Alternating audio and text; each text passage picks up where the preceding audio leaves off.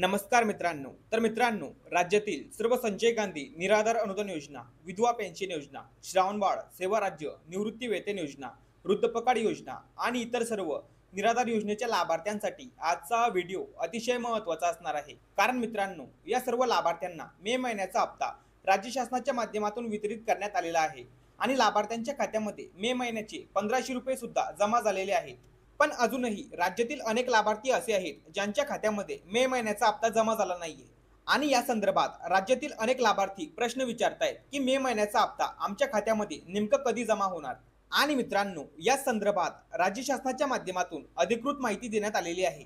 तर सामाजिक न्याय व विशेष सहाय्य विभागाचं जे अधिकृत पोर्टल आहे त्या पोर्टलवरती राज्य शासनाच्या माध्यमातून अतिशय महत्त्वपूर्ण माहिती देण्यात आलेली आहे। तर मित्रांनो, आपण सामाजिक न्याय विभागाच्या ज्या डीबीटी पोर्टलवर आपल्या हप्त्याचे स्टेटस, अर्जाची माहिती, लाभार्थी तपशील किंवा इतर माहिती पाहत होतो, तर त्या पोर्टलचे सध्या मोठ्या प्रमाणावर तांत्रिक अद्ययावतीकरण म्हणजेच त्या वेबसाईटला अपग्रेड करण्याचं काम सध्या सुरू करण्यात आलेलं आहे।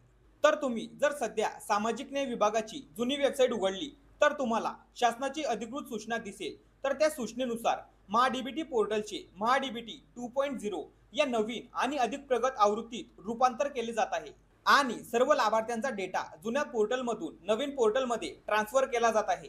तर यासाठीच 1 जून पासून ते 15 जून पर्यंत पोर्टलवरील अनेक सेवा तात्पुरत्या स्वरूपात बंद करण्यात आल्या आहेत आणि त्यामध्येच देयके तयार करण्याशी संबंधित कामे सुद्धा आहेत आणि देयके तयार करण्याची प्रोसेस बंद राहणार असल्यामुळे लाभार्थ्यांना नवीन हप्ते, अनुदान किंवा इतर आर्थिक लाभ मंजूर करण्याची प्रोसेस आणि लाभार्थ्यांच्या खात्यामध्ये डीबीटीच्या माध्यमातून हप्ता वितरित करण्याची प्रोसेस सुद्धा 15 जून पर्यंत थांबवण्यात आलेली आहे। आणि याच कारणामुळे काही लाभार्थ्यांच्या खात्यामध्ये मे महिन्याचा हप्ता जमा झाला आणि अनेक लाभार्थ्यांच्या खात्यामध्ये हप्ता जमा झाला नाही।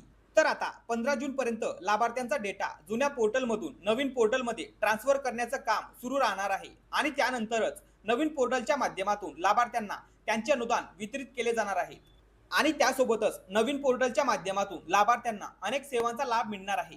त्यामुळे अजिबात काळजी करू नका, तुमचा मे महिन्याचा हप्ता 15 तारखेनंतर तुमच्या खात्यामध्ये वितरित करण्याची प्रोसेस सुरू होणार आहे। तर या संदर्भात जी काही नवीन अपडेट येईल ती माहिती मी सर्वात आधी तुमच्यापर्यंत पोहोचवण्याचा प्रयत्न करणार आहे, त्यामुळे अजिबात काळजी करू नका।